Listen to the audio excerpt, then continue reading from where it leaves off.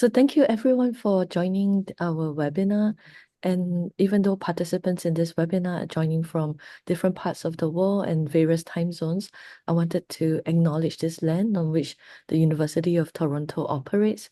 For thousands of years, it has been the traditional land of the Huron-Wendat, the Seneca, and most recently, the Mississaugas of the Credit River. And today, this meeting place is still the home to many Indigenous people from across Turtle Island, and I considered it my responsibility to support ongoing efforts of decolonization here and elsewhere.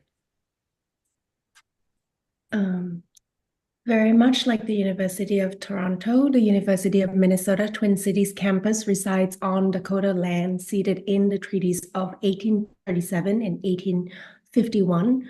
I want to acknowledge that this place has a very complex and layered history, and this land acknowledgement is one of the ways in which we work to educate the campus and community about this land and our relationships with it and with each other. I am committed to ongoing efforts to recognize, support, and advocate for American Indian nations and Indigenous people. Thank you so much, everyone, for joining from across the time zones. I am Palita Chunsaengchan, and my co-host Elizabeth Wijaya is here. I like to say a couple things about this series, Theory, Praxis, and Politics. We started it in 2021, and we brought together perspective of academics, filmmakers, programmers, archivists, civil servants, and other stakeholders with an interest in the question of filmmaking, practices of art, and moving images of Asia and its diaspora. In 2021 to 2023, we organized, I believe, 6 roundtables discussions in total. And the first one was on censorship across Asia. The second one on the poetics of filmmaking. The third one focused on the edited volume, tracing the Anthropocene in Southeast Asian films and artists' moving images. Last year, the fourth one reflected on migratory labors of Southeast Asian cinema during and post COVID-19. And recently, we organized another roundtable. Some of you might have been there just last month. We focused on the institutional archival labor, which will be in direct response to this webinar that is happening today. I like to invite us to think about how Asia has always been and is becoming more and more a productive site in which theory, practice, and politics overlap. And this intersection allows us to reconsider the relationships between theory, aesthetics, politics, as well as practices in many forms, a claim which will be underpinned by our session today. And for this event, Palita Chunsaengchan, Assistant Professor of Southeast Asian Cinema at the Department of Asian and Middle Eastern Studies, and my co-host Elizabeth Wijaya, Assistant Professor of East Asian Cinema at the Department of Visual Studies and Director of the Southeast Asian Seminar Series at the Asian Institute Monk School, University of Toronto, are pleased to present a roundtable focusing on non-institutional archival labor, which can mean the complex relationship between creative work, public engagement, programming, preservation, that helps to formulate, revive, and sustain Southeast Asian cinema. Before we introduce our speakers and I pass the baton to Elizabeth, I would like to acknowledge that this activity is supported by an Imagine Fund Special Events Grant, an initiative of the University of Minnesota Executive Vice President and Provost, establishing through a generous gift from the Magnite Foundation and facilitated by the Institute for Advanced Study. Thank you so much. Yeah, I'll pass the baton to Elizabeth. Thank you, Palita. So before I introduce the speakers, I wanted to describe a little bit about, to talk a little bit about the format of today's webinar. So we have Palita and I sent 5 questions in advance to the speakers today. So I wanted to read out the 5 questions. So the first question is, could you describe your involvement in archives? What kind of labor do you do? What kind of archives do you curate or engage with? The second question is, from standalone cinemas to old cinemas to publicity materials, photos, publications, posters, and materials surrounding film productions and exhibitions, could you talk about the logistics and systems you use to organize, keep track, engage with the public? And the third question is, if you had to highlight 1 to 3 material within the archives you work with, what would it be? And the fourth question, what motivates you in your work and what are some challenges you face? And the final question we asked was, what does cinema mean to you?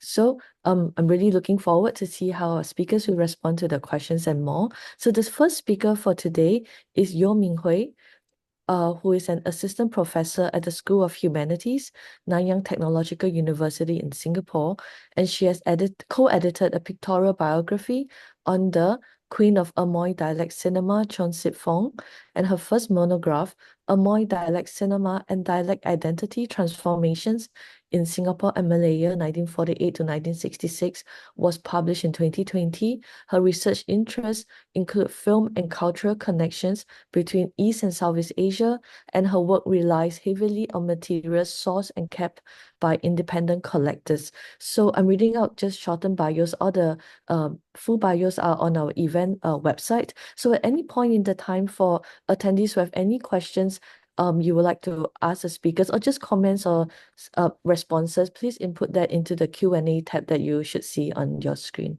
So I'm turning it over to Minghui. Thank you. Thank you. Okay, I'll first share my screen. Okay, give me a sec.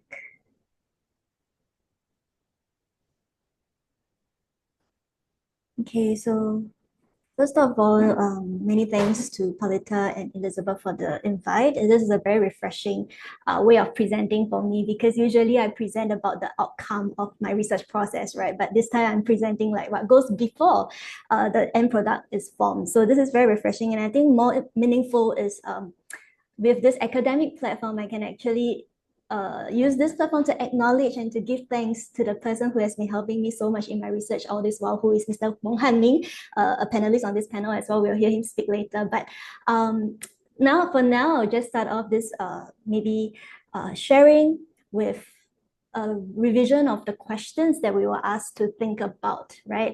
I've selected just 3 of the prompts that Elizabeth and Palita sent. So today I'll be talking about my involvement in archives, what kinds of labor do I do, and what kinds of archives do I curate or engage with, and how.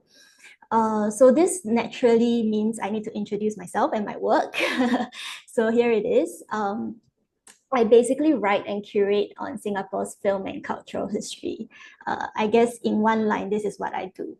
And if you have, any collaboration ideas, feel free to contact me. My email is over there. So more specifically, in the past couple of, maybe in the past decade, I've done work on Amoy dialect cinema history. Amoy dialect is basically Hokkien cinema, which is a Chinese dialect cinema, which is very particular in 1940s to 1960s. So it's not really existent anymore in the form that it used to be. This culminated in a monograph written in the Chinese language. And then more recently, an article of mine got published. So what I'm doing right now is research on the connections between Malay cinema and Hong Kong cinema, also in a historical perspective. So dealing mainly in the period of 1960s and 1980s. And this culminated most recently in this article, Transnationalizing Malay Cinema, P. in Hong Kong. And then another forthcoming article from the same project is about the Malay language James Bond films that were actually shot and produced in Hong Kong.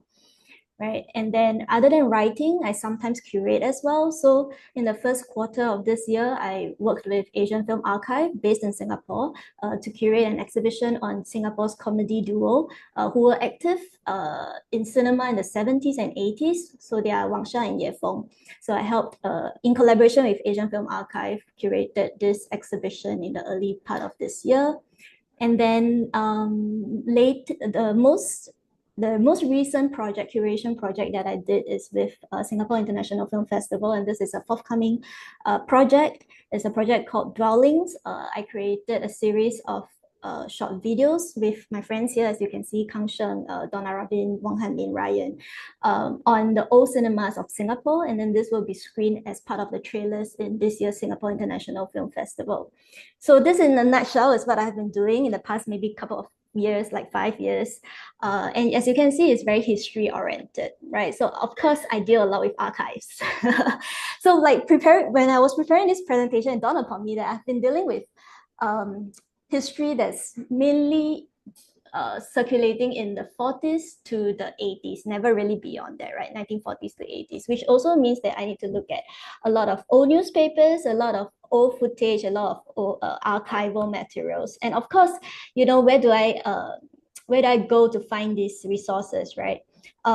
Official institutions, definitely I visit a lot. So Singapore National Library has very good digital collection, actually. Kudos to them, because like many years ago, I was still going in to look at like microfilms one after another, right? But in recent years, they really did a digital push.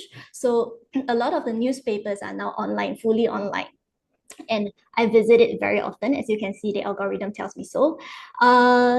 Other than the National Library Board, I also use a lot of National Archives of Singapore's materials from there.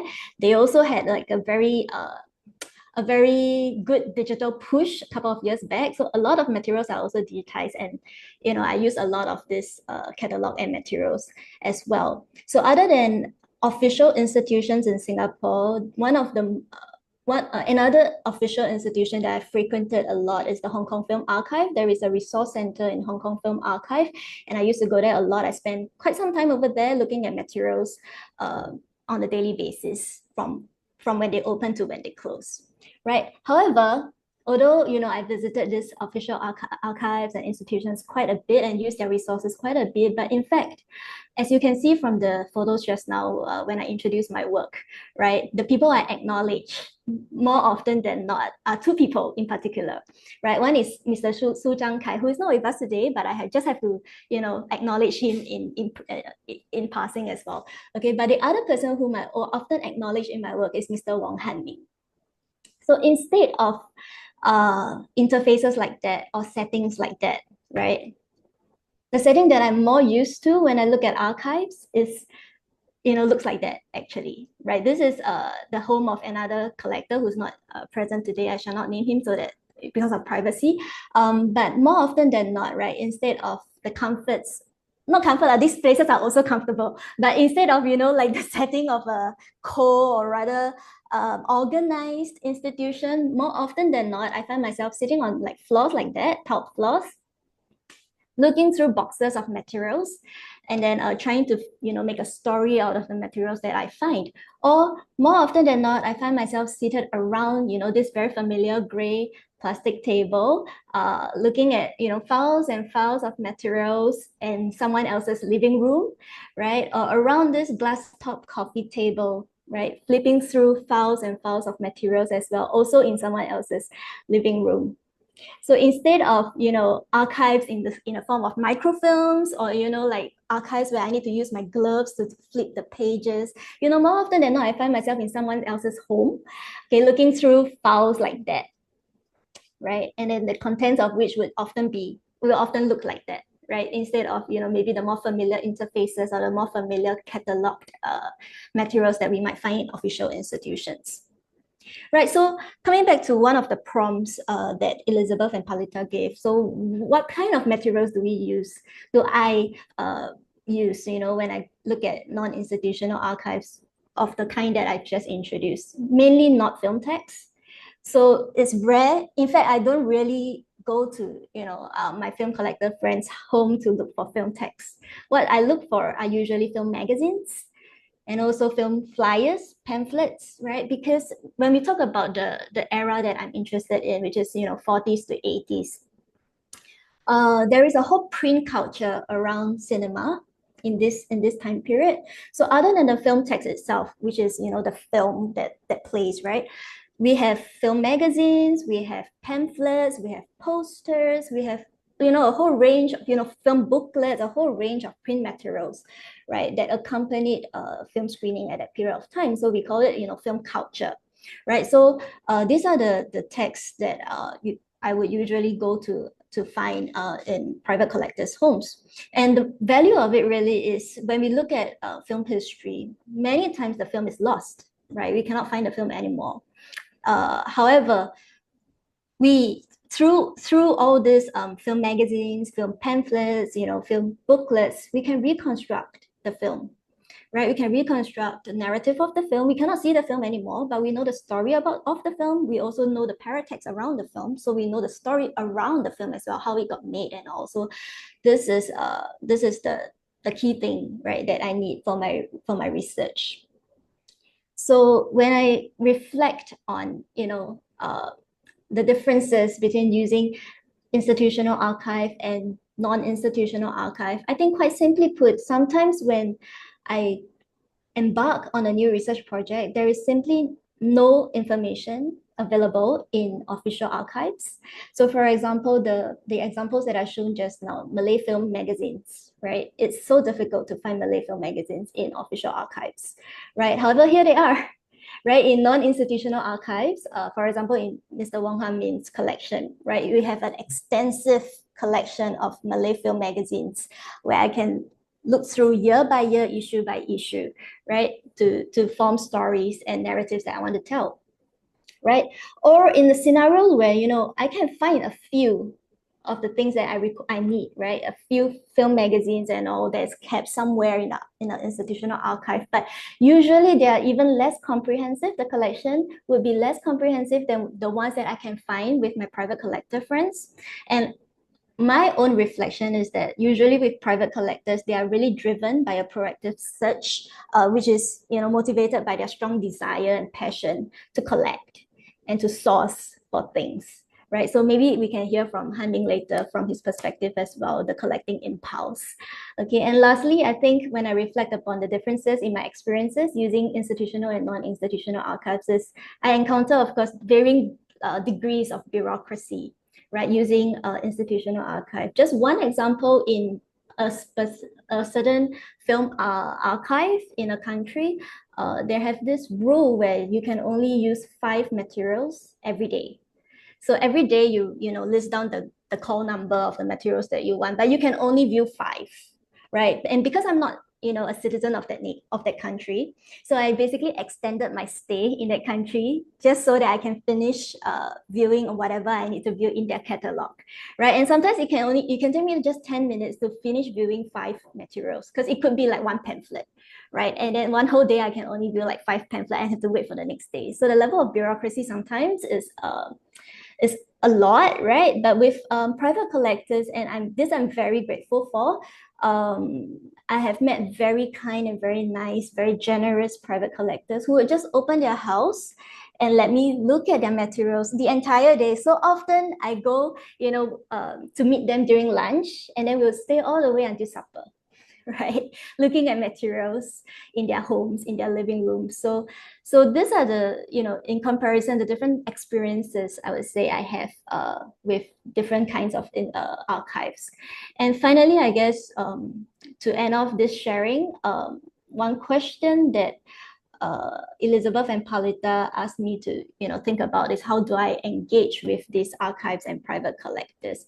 And then I took some time to reflect about it. I think for me, first and foremost, it's important to acknowledge that my work is and will never be more important than the relationship I have with them. So I acknowledge that how we met in the first place is because of research, no doubt, right?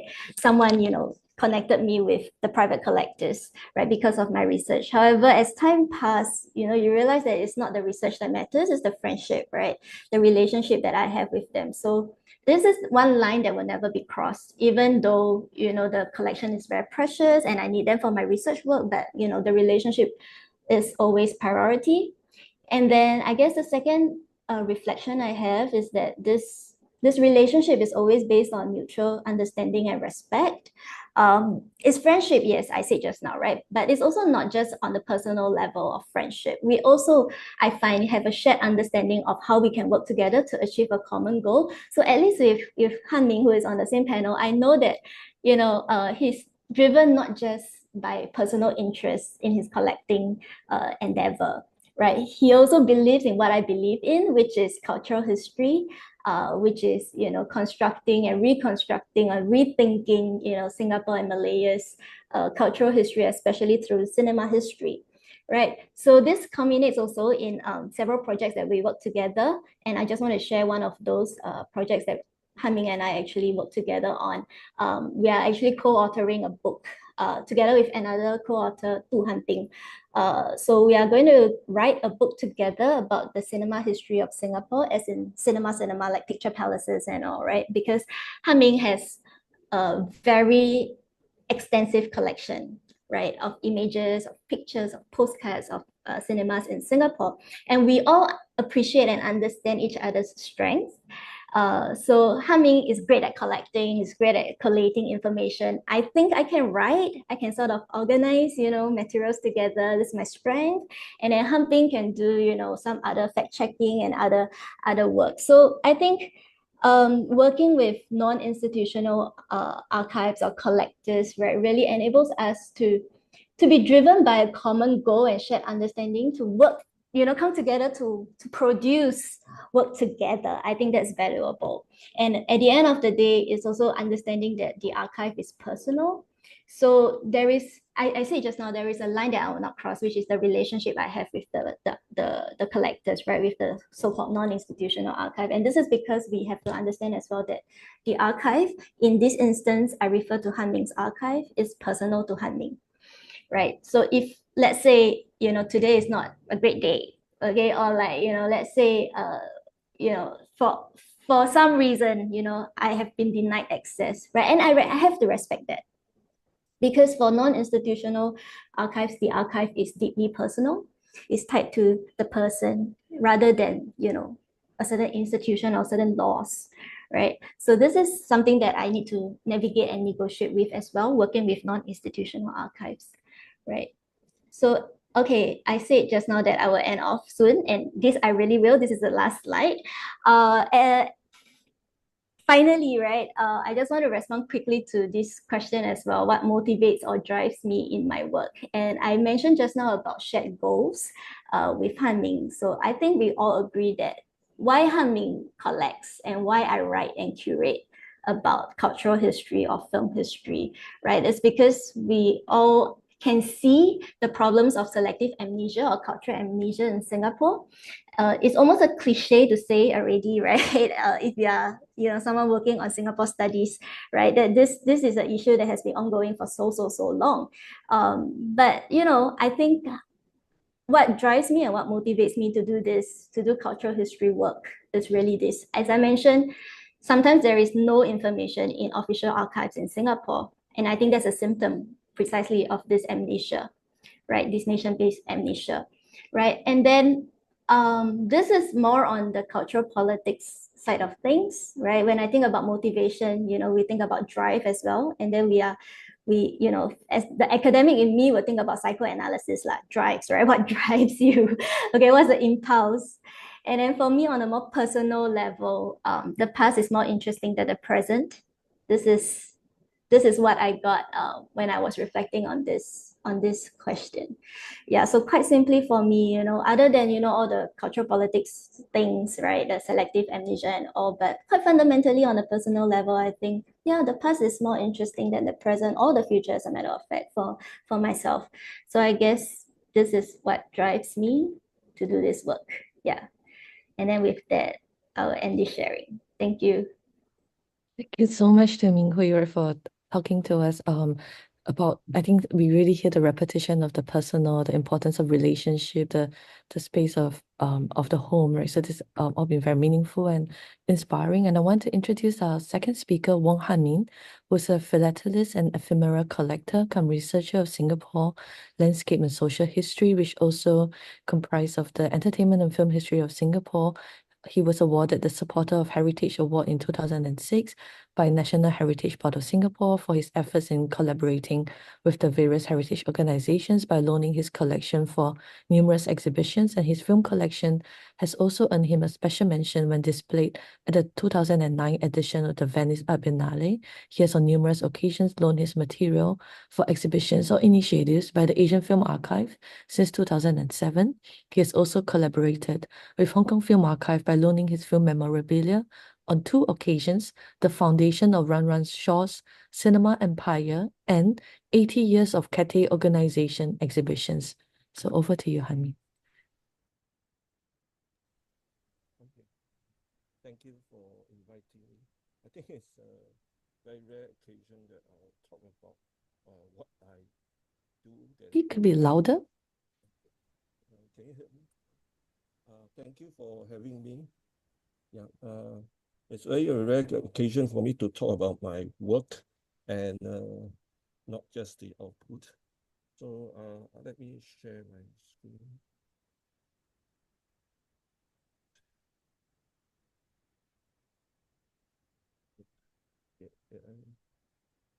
Let's share.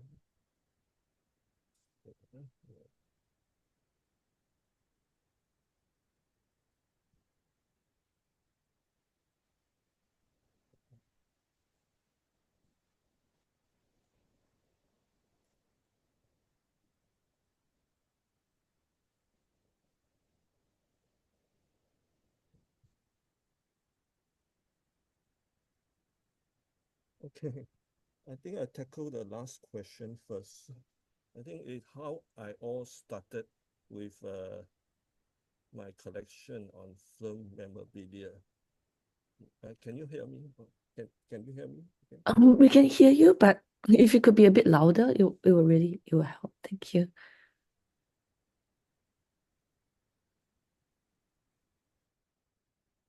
It is both my happiness and my sadness. Okay. Firstly, can I just show the slide?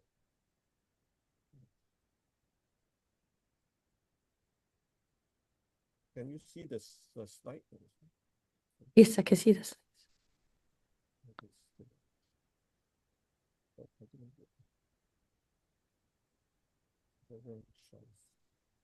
It doesn't. Is it the whole slide?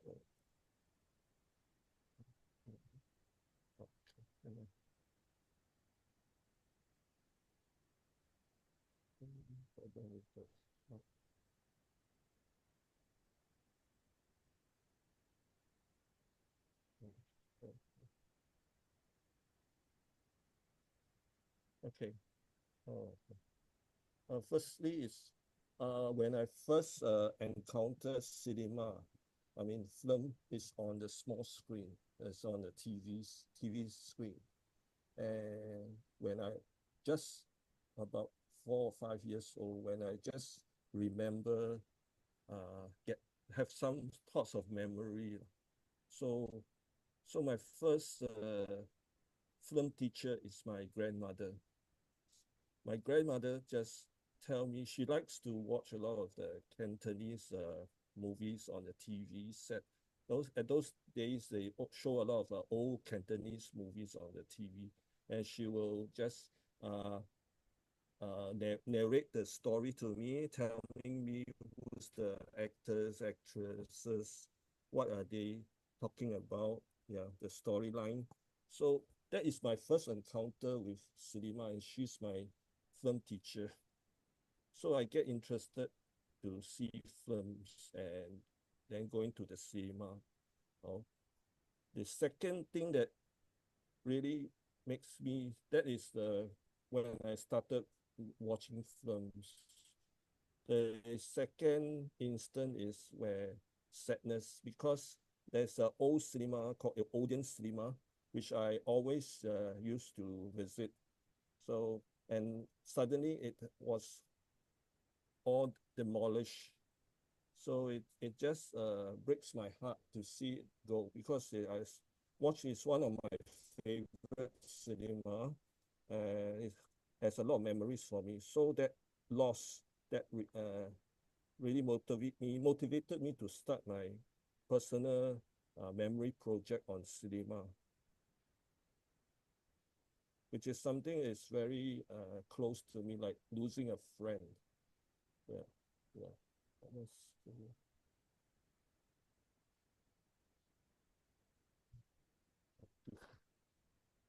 Okay, so the Odeon, you can see the Odeon cinema here is opened in 1953, and by the time I was a child, I watched a lot of Star Wars movies at this cinema because at that time it's only this cinema shows the Star Wars movie. All the Star Wars from 78 to 83 was shown in this cinema. And in 83, after the showing of the Star Wars, then it closed. And before I know it, when I passed by the old cinema, I was shocked that it was totally demolished. The whole place was bare. So it really shocked me, and I was very sad and also angry because in the 80s, Singapore was going through a very heavy development era. The, the government is demolishing a lot of the old shop houses and old buildings for redevelopment to redevelop the whole city area. So as a child, I do not understand why they would demolish all this. Of course, it's for the good of Singapore because Singapore is very land scarce. But at that time, I'm not so very innocent. I'm not so think of so much. So I was also regret that I didn't took a photograph of that cinema of Odeon. Okay. So I went to the archives to look for a photo, but they say they don't have any photo of this Odeon cinema or any other cinemas. So that really also made me very sad and angry. So I also I regretted to take a photograph. So I started to look for old photographs of postcards, so of old cinema of Odeon as well as other cinemas, and I also start to take pictures, photographs of all the cinemas that were still in existence, and to watch. Go to all these cinemas to watch a show and collect the tickets, right? So that was how it prompted me to start on the cinema collection, which later developed into also the Singapore film, uh, the film collection of film memorabilia on Singapore films and Singapore's exhibition, all the cinema exhibition memorabilia. So it was because I think at that time there were no film studies and nobody taught about Singapore film history. Nobody knows much of the film history of Singapore. I went to the flea markets and I was shocked and was quite happy I found something on Singapore cinema. So that prompted me also to collect what is being some lost history of the Singapore film industry and the filmmaking in the process, right?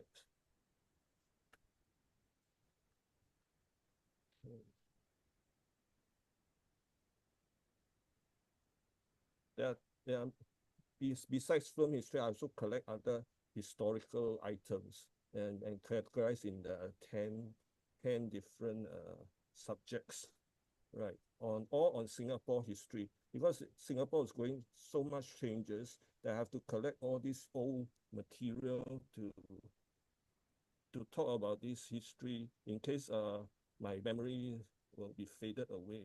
I think, yeah. And items that I collect are mainly on paper base because of limited space. So it's more on the small objects and flat objects. So it can consist of anything that's paper based and small objects. Yeah. So what drives me as a private archive, as Ming Hui has mentioned, the passion of developing this hobby to a higher level. And it's very related to our emotional needs, our emotions. Yeah. The second is we are very enthusiastic and actively sourcing for materials which I think archives will not be, I mean, the institutions are not so enthusiastic. Okay. Thirdly, we are specialized in knowledge. We have know what we collect, and we mainly basic knowledge of what items we have been collecting and what are the history behind all these items. Fourthly, we also do exhibition and collaboration with the archives, because I feel we complement the archives in case the archives do not have the sufficient or the completeness of the collection. So I will be loaned to them so it's a win-win situation in that case. And lastly, of course, as an additional resource for researchers. Is my time's up? Okay. Next. So what are the processes I do? Firstly is sourcing. Sourcing can be flea markets, antique shops, stamp shops, fairs, online options from friends, and traveling to overseas to gather material. So next is rescue. I will talk a bit later. And I have to do my own research also. There's the input. One instance of rescuing is I can say I'm also a salvager. I salvage from dustbins, like old shop houses that are going to be demolished. I will salvage see what's in the dustbins. So one of the instances is this Engwa's warehouse, which was burnt by fire in 2006. And my friend just tip off for my friend to go down to look for things. So I went down and I found a lot of old receipts, and one of these is old lobby card which was burnt by fire. Try to rescue as whatever that is condition is still quite okay, quite fine to keep. So I went there for about 3 or 4 days, every day, to go down to salvage the things, whatever that can be kept. Yeah. The second process is the processes that I do. When I gather all this, I will be sorting, research, write up, categorize, cataloging and inventory, filing and storage. And output, of course, for info and picture credits for publications. I will write my own articles and books. I'll get interviews, and I give talks, exhibitions, and field trips. So it's my time's up. I'm sorry. I think you can maybe just like a couple of minutes to wrap up if you wanted to. Yeah. Yeah.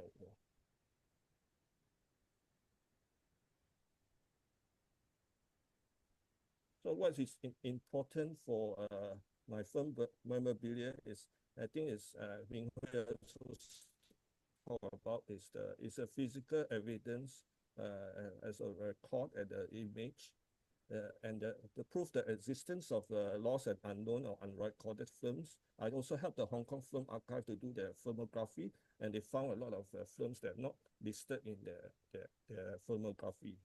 So it has also give the details of the synopsis, director's notes, production and behind the scenes information.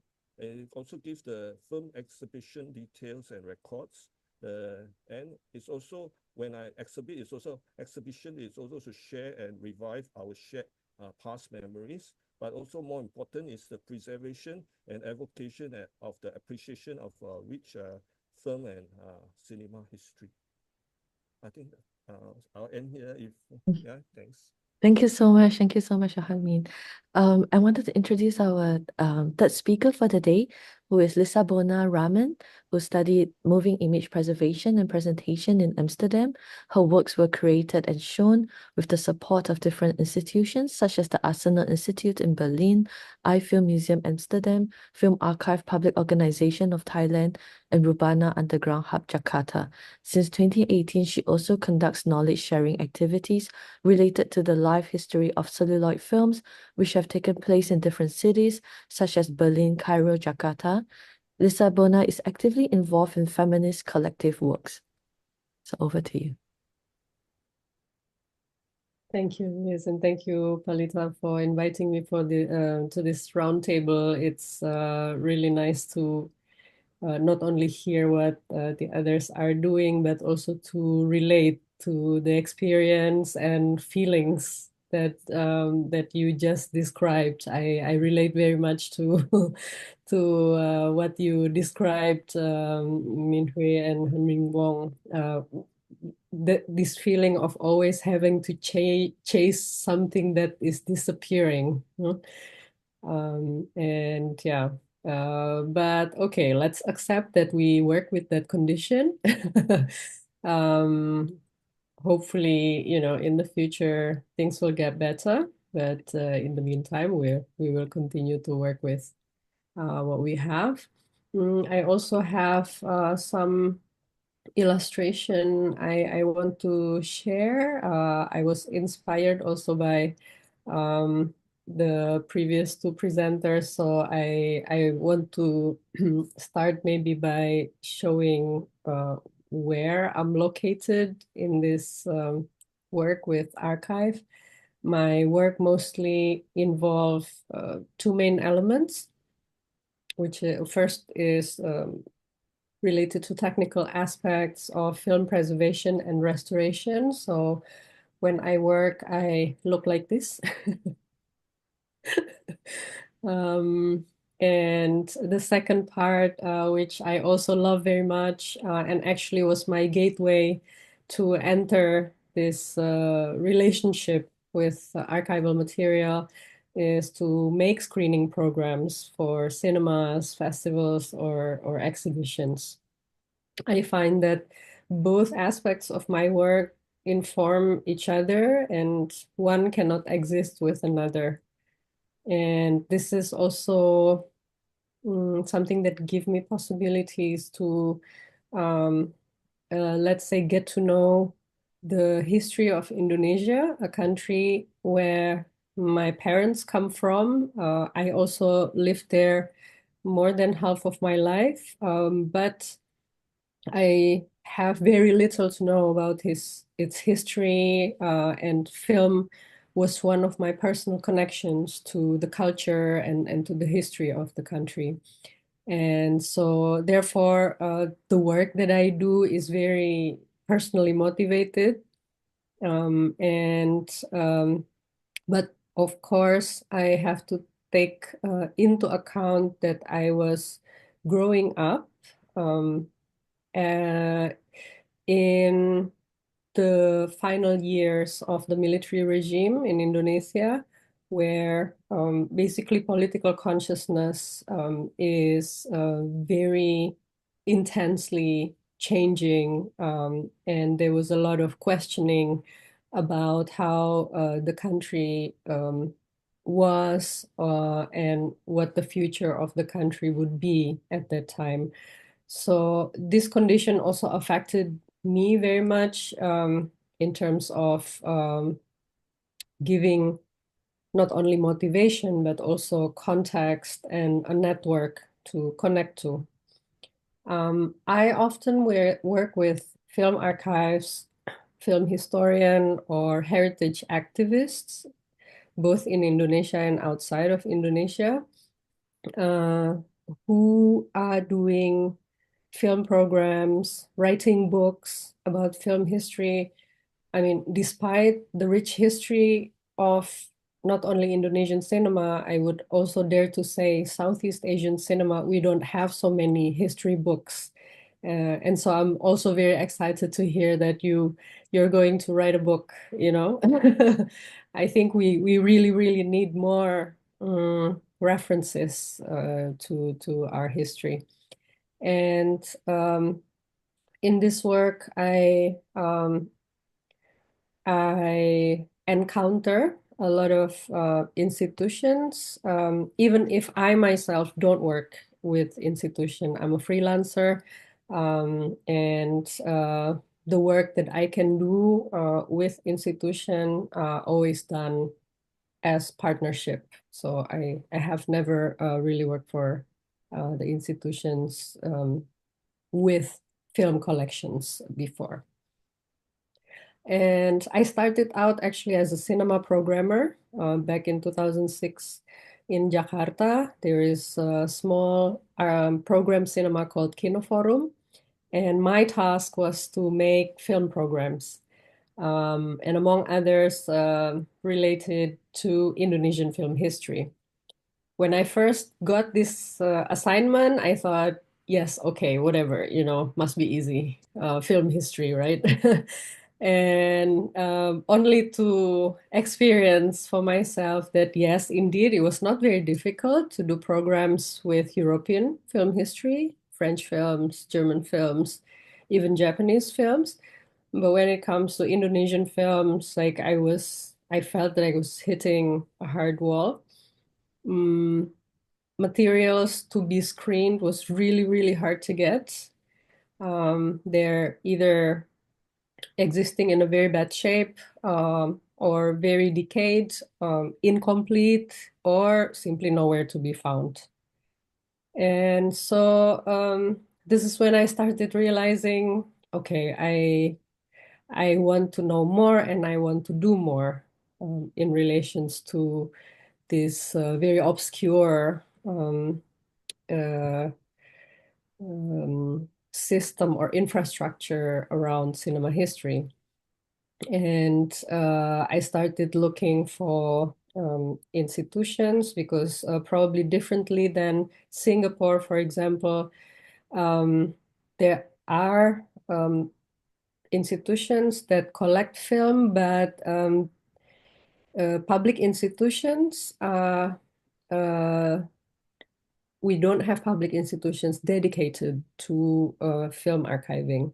Unlike, for example, Asian Film Archive in Singapore, or in Hong Kong, there's also Hong Kong Film Archive.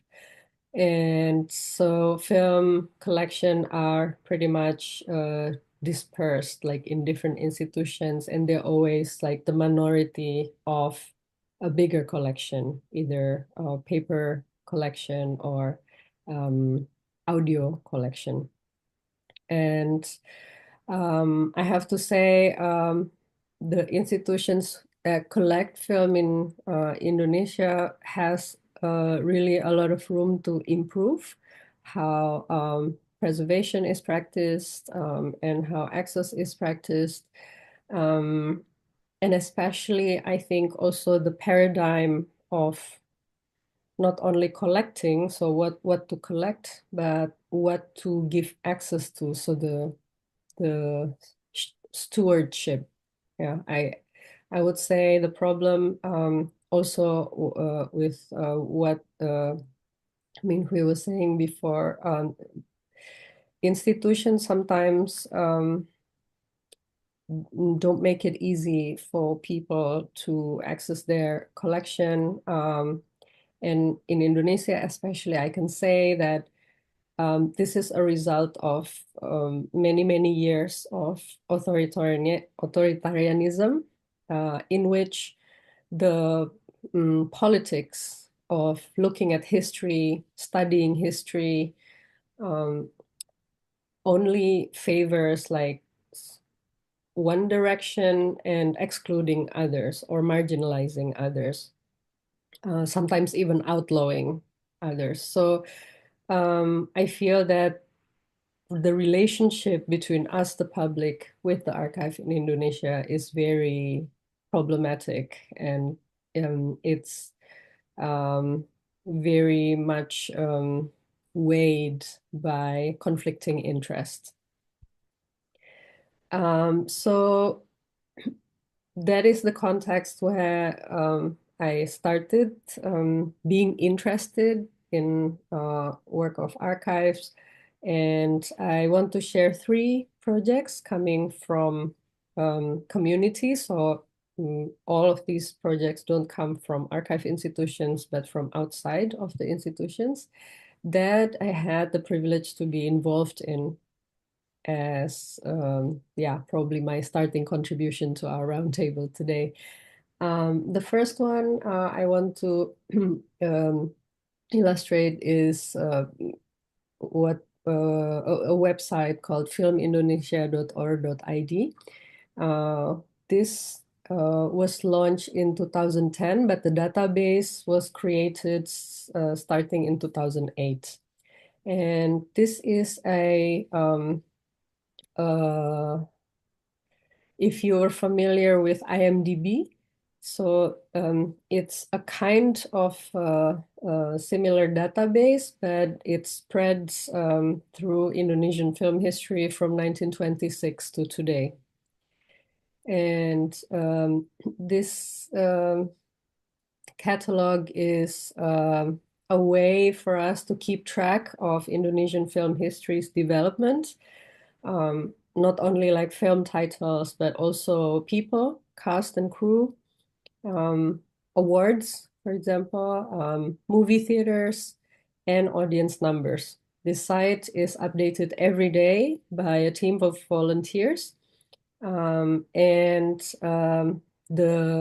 architecture of its database is based on two main reference. One is the Indonesian film catalog registering film production by journalist J.B. Kristanto, published for the first time in 1995, updated for 3 times until 2005, and then it reincarnated into this database.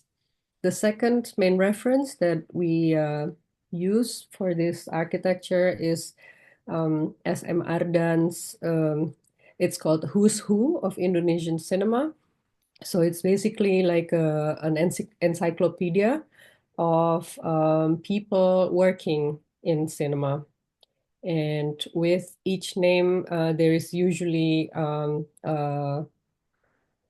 quite short but a concise biography of that person. So we kind of just continue this tradition until today.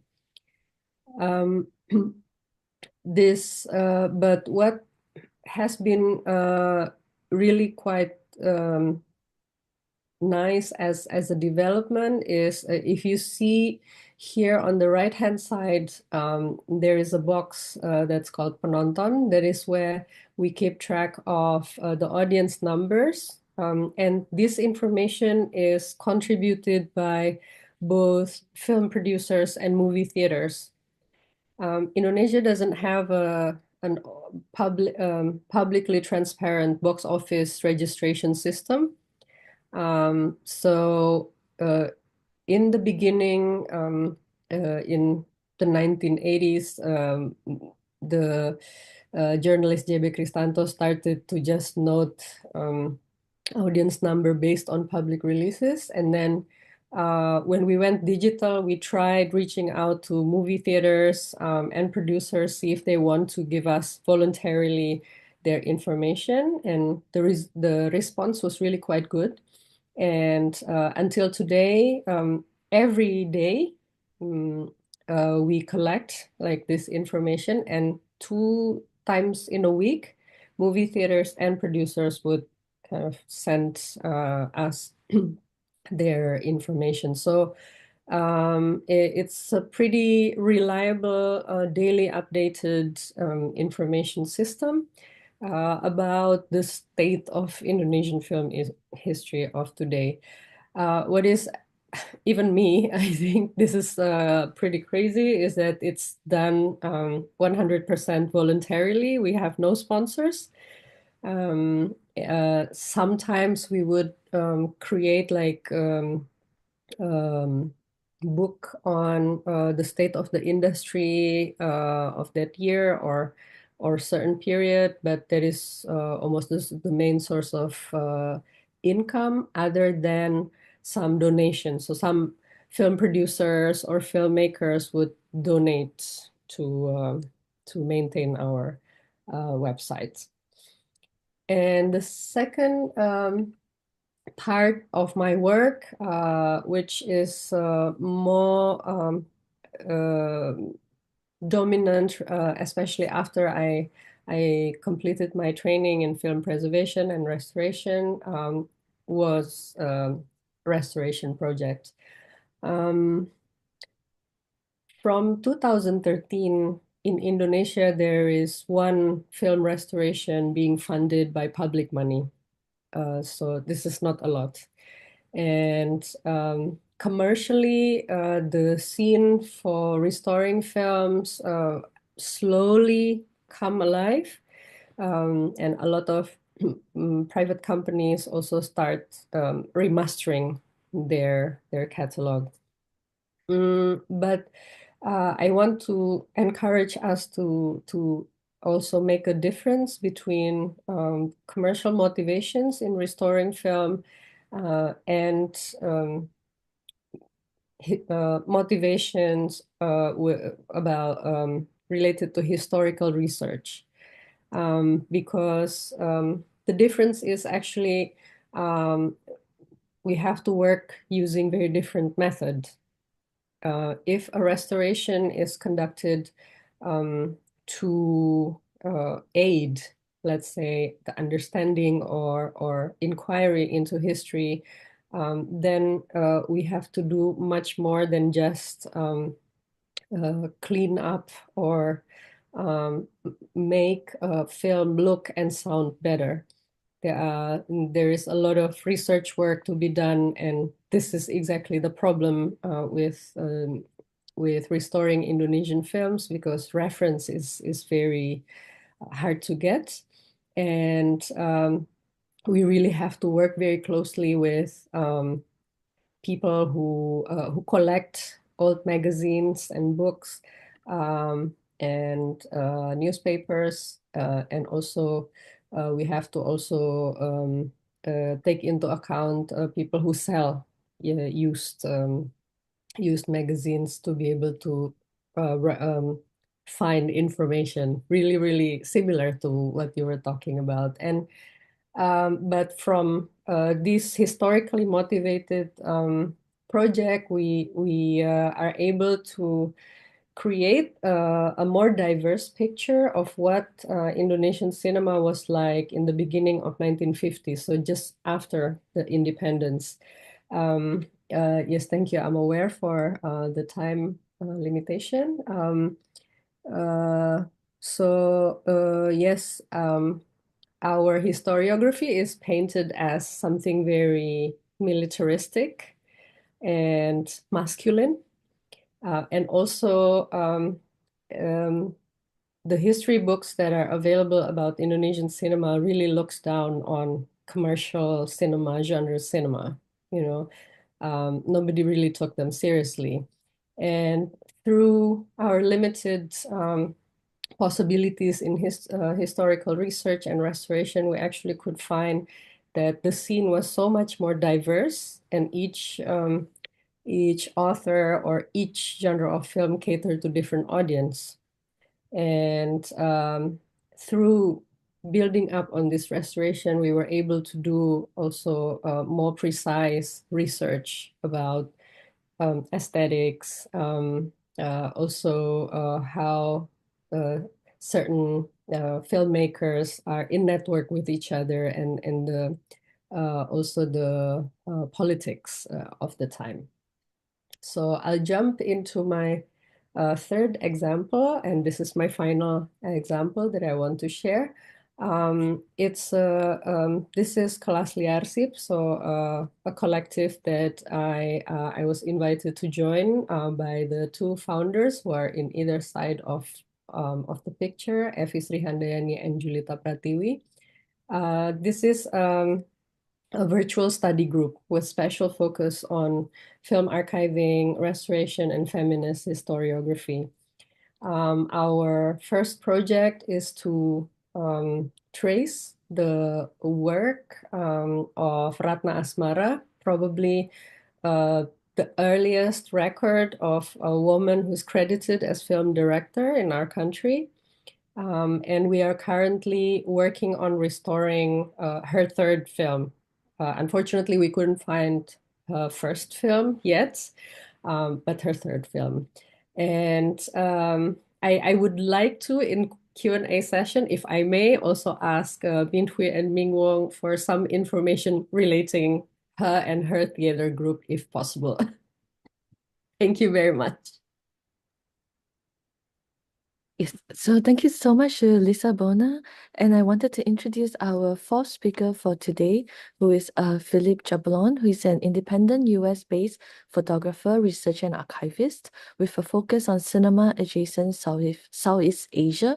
His documentary photography led him on a longitudinal study across much of Thailand, Myanmar, and Laos, where he made images of over 300 standalone movie theaters in various states of use and disuse. He's the author of Thailand's Movie Theaters, Relics, Ruins, and the Romance of Escape 2019, and co-author of The Amazing Movie Posters of Thailand 2023. So over to you, Philip.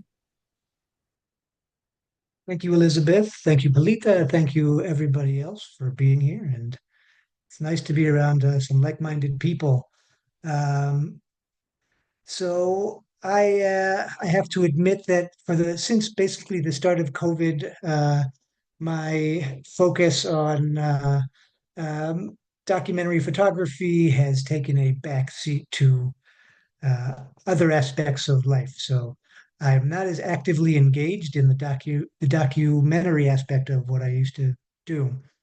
But that said, I am still plugging away at other aspects, namely compiling cinema material, particularly film posters, which is a ever-growing interest of mine.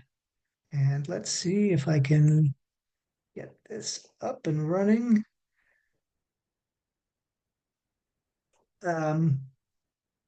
So yeah, in 2008, I started documenting old cinemas in Thailand, and started very accidentally. And I was a grad student at the time at Chiang Mai University, getting a degree in sustainable development.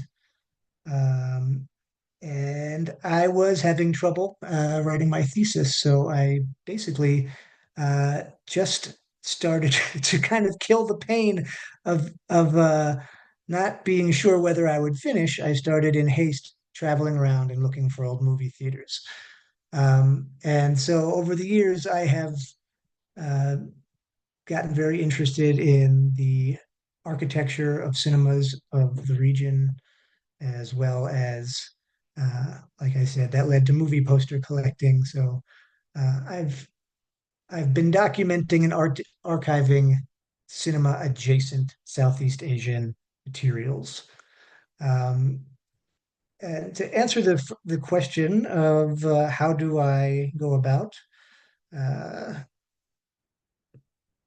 interacting with standalone cinemas and archiving and presenting my work.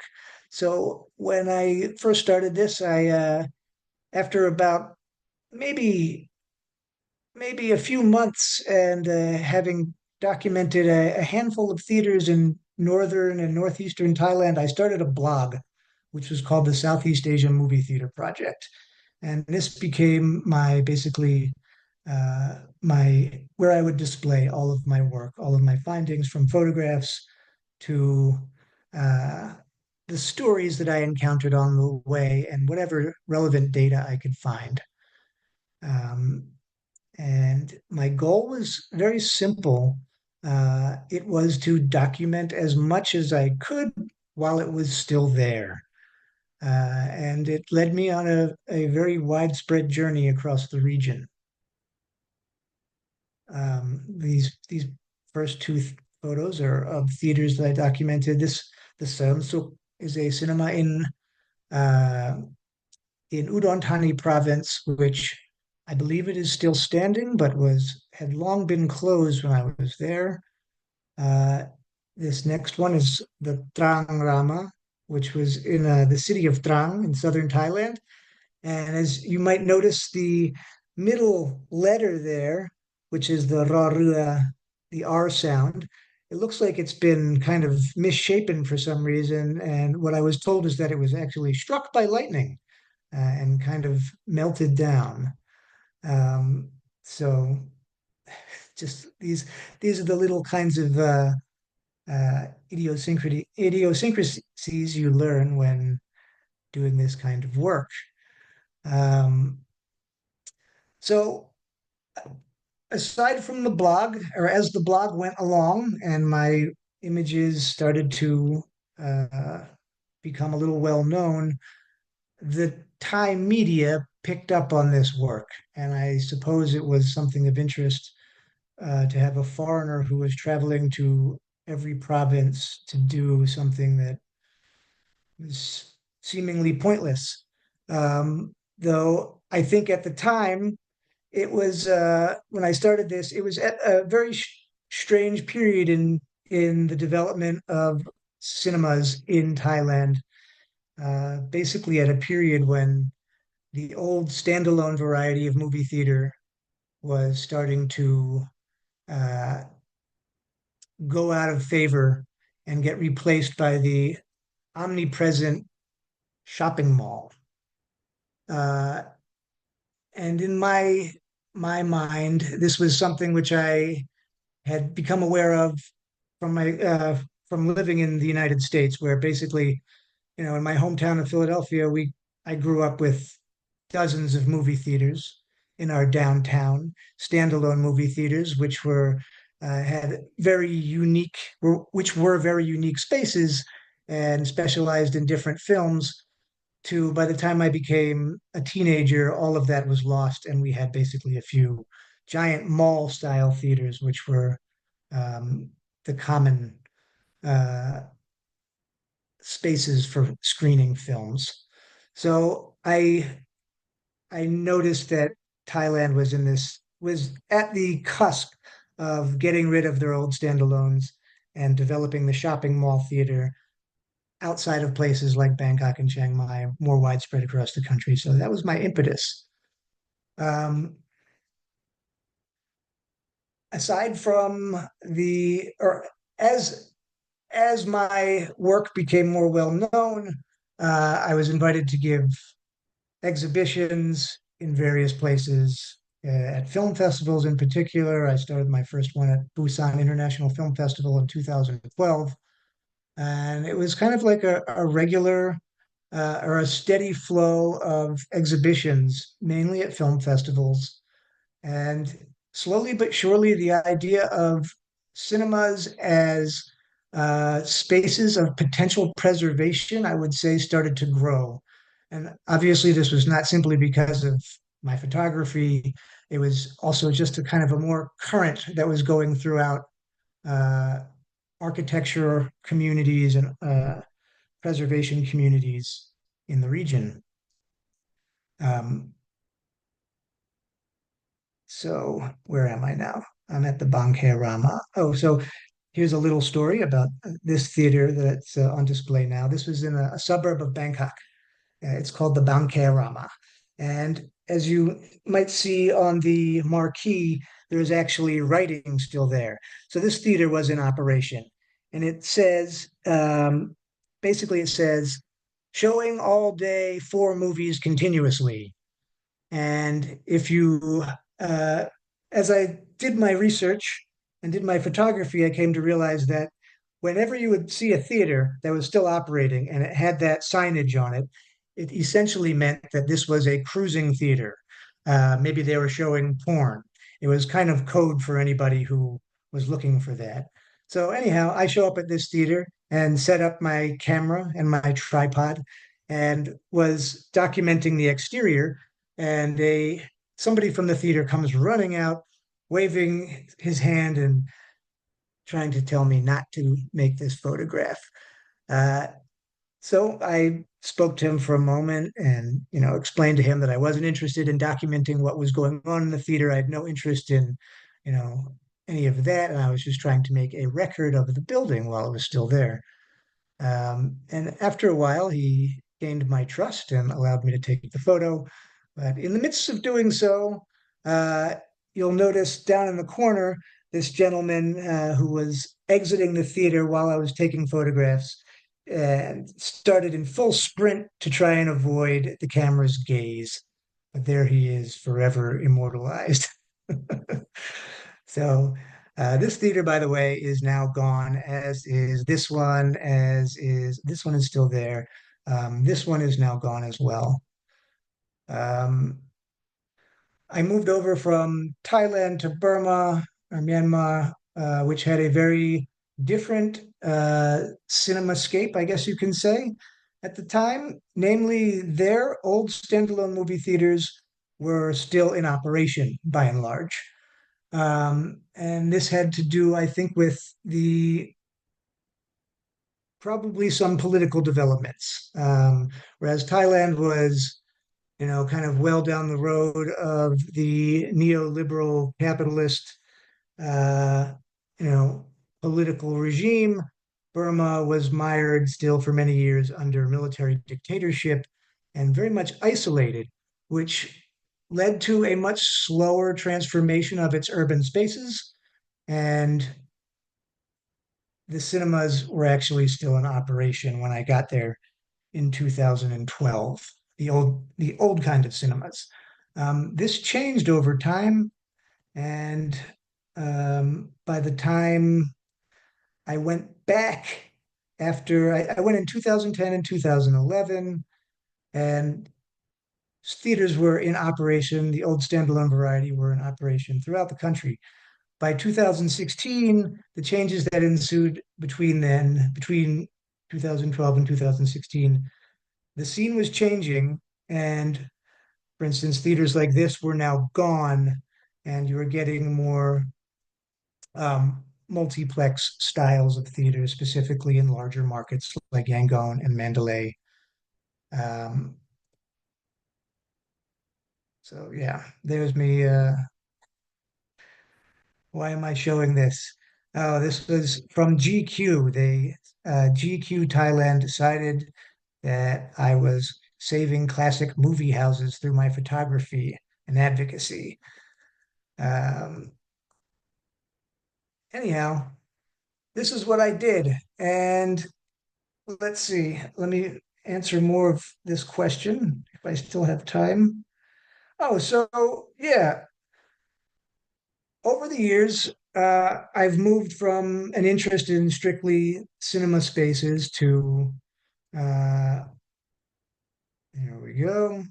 Here was the start of my love of movie posters. This is at an abandoned theater in southern Myanmar, where you might see under this wall with the windows on it is actually the projection booth. And that stack of paper was a stack of posters, and they were all also scattered across the floor. And so it was an encounter with this theater and another theater elsewhere in Thailand where I encountered a stack of old posters that got my that really excited me and started my collecting mania. And I've since gone on to amass one of the largest collections of Thai movie posters, at least in North America. Um, Mainly, it's for Western or Hong Kong films, but there's also quite a bit of Southeast Asian cinema as well and Thai cinema. Uh, Here is the Thai poster for a Hong Kong film called Centipede Horror, which was recently just remastered and re-released on beautiful Blu-ray and is enjoying a brand new audience around the world. Um, Here's a Thai poster for an Indonesian film by S.A. Karim called Si Komel, which I would love to see. It's one of my most uh, commented on movie posters on my various sites. However, I've not been able to track down a copy of the film itself. Maybe Lisa Bona can help point in the direction of that. Um, so aside from photography exhibitions, as I said, my focus has shifted more towards poster collecting and other cinema materials. Um, and while I was focused on Thai posters, my interests are starting to branch out, and I've now started looking in at more regional cinemas and their own poster industries and what they've been creating.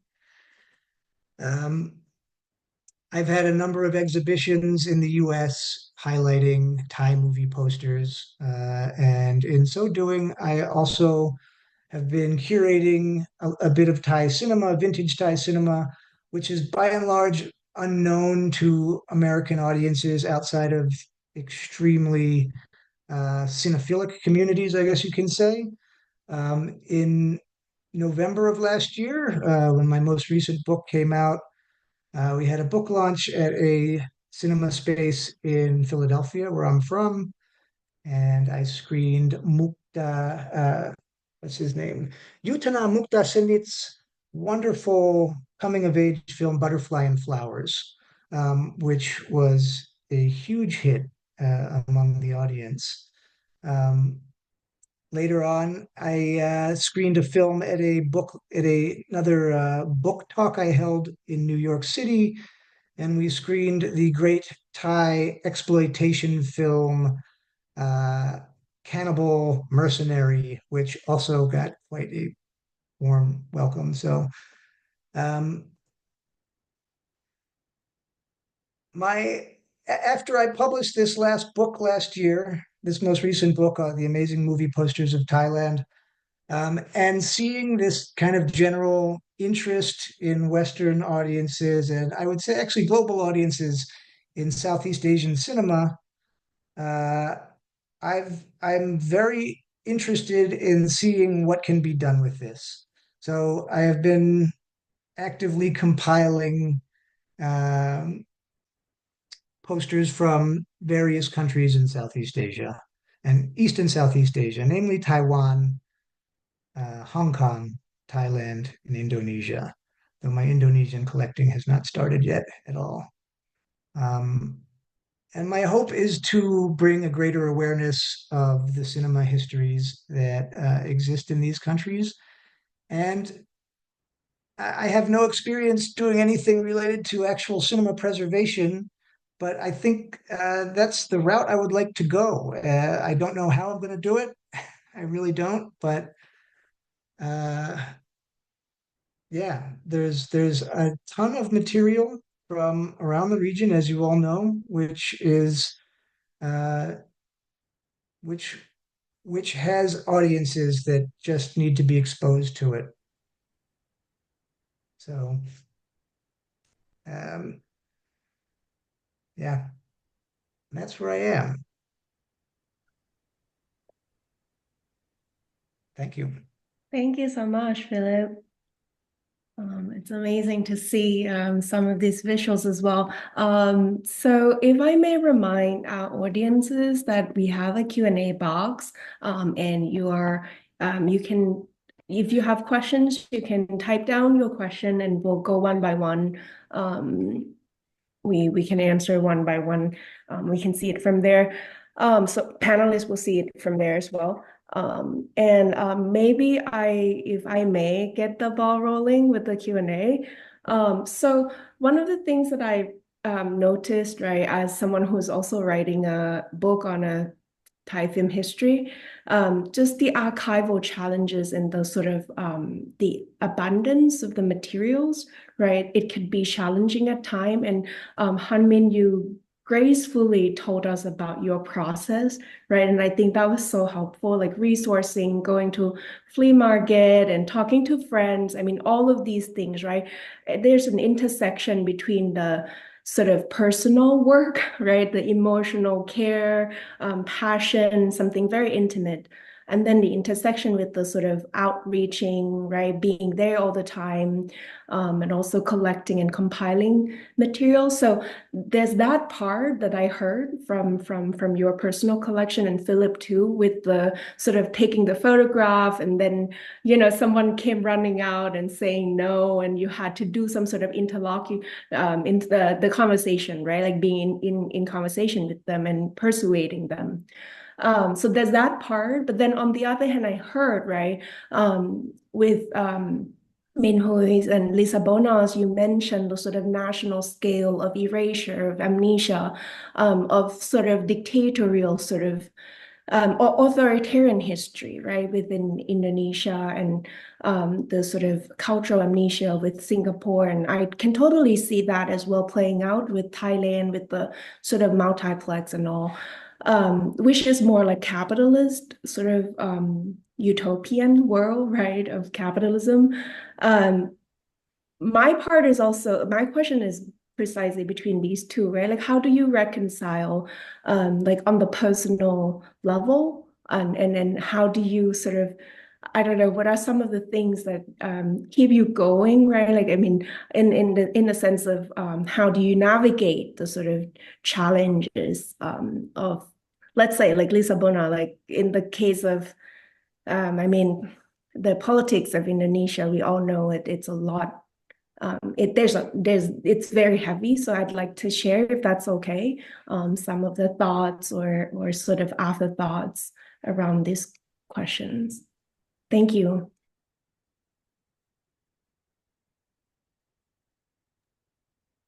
Okay, I really thank you for that question, because working in this track, let's say, really involves a lot of frustration, I guess. And in my case, also in Indonesia, it's a work where it's really hard to earn anything. So I not only me, but me and a lot of colleagues kind of do this work like an expensive hobby. You know, you cannot really afford it, but you don't want to leave it. And I think the energy to keep going comes from a mix of, in my case, partly fear and anger, like concern that this part that is being relegated to the margins or hidden will not be there anymore and will disappear. So that's part one. But on the other hand, I know that not only inside of Indonesia, but as well as in the region, we are not alone that encounter this experience. So there's always a new spirit, like new excitement to see also, like, oh, other people are also doing this and I'm not alone. And association of archivists in the region play a very important role for me, to like keep me going and to consult, like Siapava, for example. So yeah, so friendship and solidarity, I think, is a big part of it.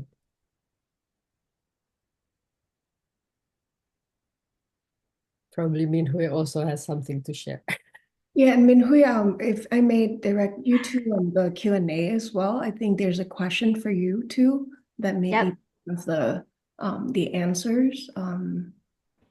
Okay. I think so. I've read the question on the Q&A box, and I think my response to Palita can be also my response to the Q&A, to the question in the Q&A box. So I'm a very pessimistic person. I know I smile a lot, right? But I'm actually deeply pessimistic. So I feel like there is no expectation that things will become better outside of what I can control, on a national level or on a social level, right? So even if things don't get better, okay, so we talk about the thing that I mentioned in my presentation, which is cultural amnesia, and it's been long standing, right? The syndrome in Singapore, which is also what motivates me to do what I do. But I have like no expectation at all. And I think, this pessimism is also widespread, at least amongst the people I know who are doing cultural work as well. So I think for better or for worse, right, this pessimism makes me not expect anything outside of myself. And I will just do what I want to do and what I can do, in response to the situation. So I think that's how I navigate, what Palita mentioned, this emotional versus the practical side of things, and, the two sides of the same coin. So in the same vein, right, the question for me, if I may read, does this interest in the past arise from viewing objects in the archive, a general feeling of responsibility towards documenting the past, or general curiosity?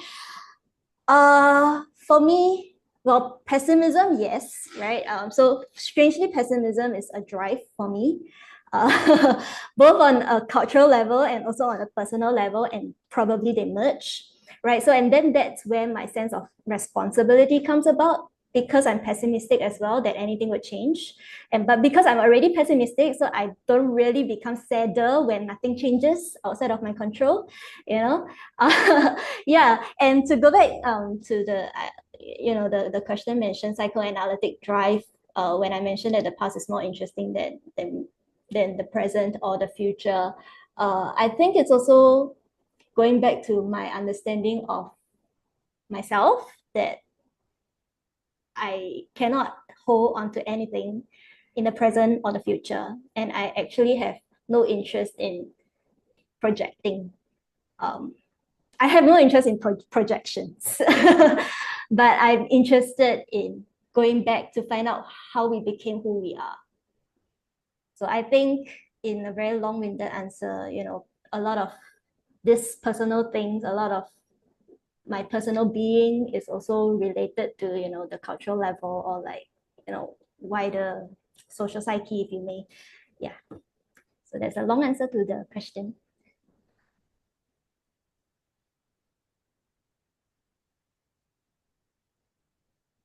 Yeah, sorry, I saw that Nadine also has another question for me, but maybe the other panelists want to also respond to the first question.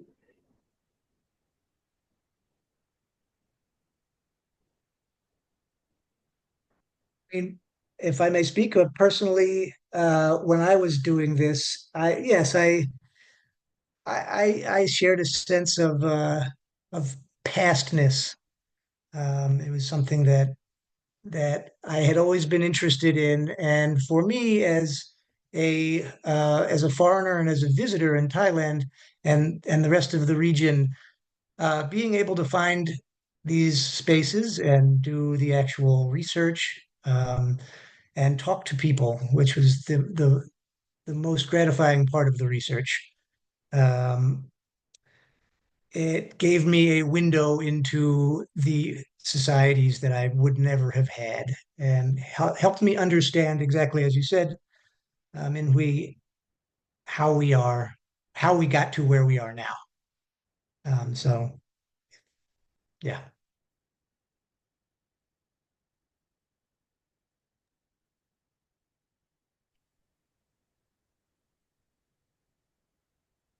If Hanmin, if you would you like to share anything, or we can also go to Nadine's question in the question Q&A as well. Yeah. But one thing I want to say is that I mean, both researchers, archivists, right, or however we name ourselves, I think we sort of really are in conversation with each other, and as I'm writing my book, right, like I'm also grateful for what Philip did in the past 2 decades. So yeah, I totally resonate with everyone. But should we go to Nadine's question, Minhui? Is that okay, Hanmin? Okay, so the question from Minhui is, yeah, I think everyone can see, so I don't Yeah, okay. Hi, Nadine. Okay, so the question, could I speak a little more about how I came across these collectors and personal collections? I think maybe Hanmin can chime in on this as well, but maybe if I can recall how we met, it was probably at an exhibition, I think, at the National Museum of Singapore. It was a retrospective on Amoy dialect cinema, I think. That was probably the first time we met, I think. I was at the exhibition with other independent researchers. So researchers who are not connected to any institutions or who are not academics, right? So they are doing independent research and independent writing. And then I was at the exhibition, and then I got introduced to Han Ming. I think that was the first time. Of course, Han Ming's materials were being loaned out for the exhibition, and that's why Han Ming was there, if I recall correctly. So that was probably the first time we met, and then we had we became friends first, I think, right? I don't think no. Okay, maybe Honey can chime in on how we met. I can't remember for sure. No, can you hear me? Yeah, I think it's the first one was the short exhibition. Yeah, in Hong Kong. I met you the first time. I can let me just show. Let me just share screen. Let me just share screen. You have proof of how we met? That's amazing. Can you see the screen? No, not yet, I think.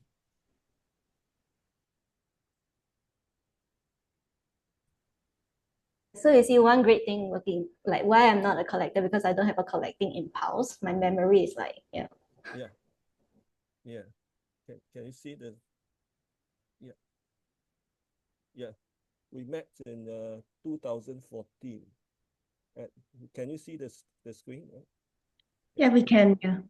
Yeah. oh my God. I'll send them. 2014. Yeah, at the I exhibiting. For the do not remember this. Run Shaw Cinema Empire exhibition. Yeah, the exhibition at Hong Kong Film Archive, and it was brought back to Singapore in 2015. Yeah. Okay, that's amazing. Yeah, okay, so that's how we met. Yes, and yes. I think for researchers, I've been helping the Asian Film Archive, and my materials are since 2007 are digitizing by the Asian Film Archives. So if you want to find me, you can find Asian Film Archives. Yeah. About the past, I think what motivates me to collect a past, because my grandmother, and when I collect all these things, I show my grandmother, she's very happy and tell me a lot of old stories about these Cantonese movies.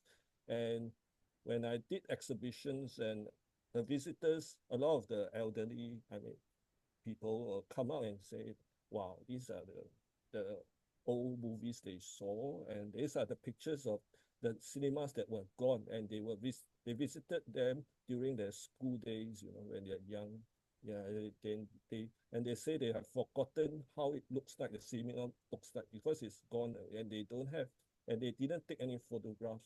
But I take photographs, and I also keep old photographs of the old cinema, and once they saw this, they revive their memories, their happy memories. I think that that type of feedback to me is very encouraging. And I also keep the present during my school days. I keep the present for the future. So when I look back, those are also my personal memories. Thank you. That's amazing. And I can totally see why Min Hui you work with Hanmin, right? With the collecting impulse and documenting the first encounter. If I can ask one more question, I actually have a question for Lisa Bona and maybe to Philip as well, because it seems like, and maybe to everyone, right? But specifically for Lisa Bona, with the sort of, I know that iMuseum holds a lot of like a large collection of colonial film archive, especially of the Dutch Film Archive. And there are a few more as well that are emerging, because I read Celluloid Colony, and I was just thinking about that because you also work with the iMuseum in Netherlands. So I was wondering about all these transnational collaboration, right? I think some of you also mentioned, right, like Hong Kong, Singapore, Philip, you mentioned, the United States, and how do you see this sort of like transnational collaboration with regard to your sort of being non-institutional free agent almost? Does it have pro and con, and what are some of the things that you may want to share with us? But yeah, for me specifically, for Lisa Bona, it's definitely the Colonial Archive. And does it kind of work within your trajectory of film preservation, or is there anything you may want to share in relation to the sort of scarcity of the materials post-independence. Thank you, Palita. It's really very spot on what you say. This disparity is very, very clear. What is kept institutionally about Indonesia's colonial past way outnumber what we have on like post-independence Indonesia. And I think it in a way says a lot about our world, how unequal our world is. And I think also partly our idea about archive as a public institution and not institution of power in post-colonial country is very precarious because we have this traumatic past of colonial memory where we cannot really control our images. And I also have to say, as somebody who went through the training of archivist as archivist until today, I do think that this field of work needs a lot of improvement, especially in the way that we address this inequality and coloniality. If I would, I mean, I just happened to try to go back and read what I wrote when I was a student about the colonial films, and I find myself really trying to circumvent, everything about coloniality in it and concentrate very much on technical issues, material issues, everything that is so-called objective. And I do also realize that, until that time, I graduated 10 years ago. Until that time, I had no tool to deal with this experience. And so I guess one of the things that is important for me now is to go deeper into this experience and try to formulate how I face this question, because I think also being based in Europe, the experience of this coloniality is much clearer and much closer than when I was working in Indonesia. So it's a work in progress, but it's I think it's quite urgent to be done, and this inequality should be addressed. Thank you. Thank you, Isabella. So I think like I have a. Oh, does Philip? Do you want to respond? No, I wanted to ask a follow-up to Lisa Bona because I'm just curious from a preservationist perspective, the material that you're working on, are you finding that much of it is reaching, is it coming to market? Is it being put in archives exclusively? I guess I should say, is it being put on physical media of any kind? You mean after the restoration? Yes. Because it's quite expensive to record back to film. So out of the 3 independent projects that I've been participating in, only one could be recorded back to film, which was the first one, lewat Jam Malam by Usmar Ismail. The other 2 exist at the moment only digitally, but really I'm thinking more and more of raising funds to record them back into film, because digital technology is so new. We have no idea of how stable it is, and the infrastructure to keep them is also very capital intensive. So I think it's a good idea to record back to film if it is possible, and I'm really trying to make it happen. It's not very easy, but I think it should be done. Yeah. Thank you.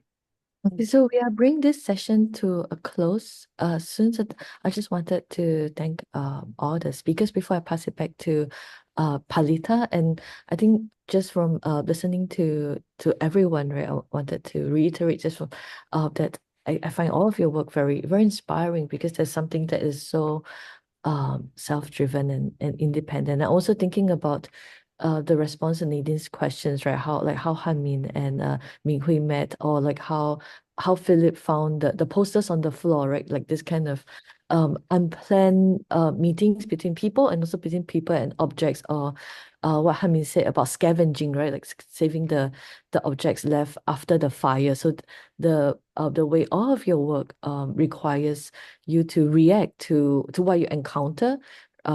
It's I mean, I have a lot of questions, but there's just, I'm being respectful of time because I'm just thinking about, even for myself, like, if I would, and I think once I went to an old cinema in Taiwan, and when I saw a lot of this left behind objects, I took photos, but I didn't dare to, for some reason, to touch anything. So I'm not sure if there's some very ingrained superstition. So when I saw Philip's photos of the old posters, it was like I have that sense of the tactile wanting to touch, but also having this sense of what can be brought into the home, right? Whether it is objects or researchers. So I think everything that all of you do have this sense of, like, I think I'm thinking of what Ming-Hui said about pessimism, right? That is driven by a sense of like understanding of all the different challenges that all of you face, whether it is challenges on the level of the country or time or resources, but also by a sense of for lack of a better word, whether it's passion, but in a way a kind of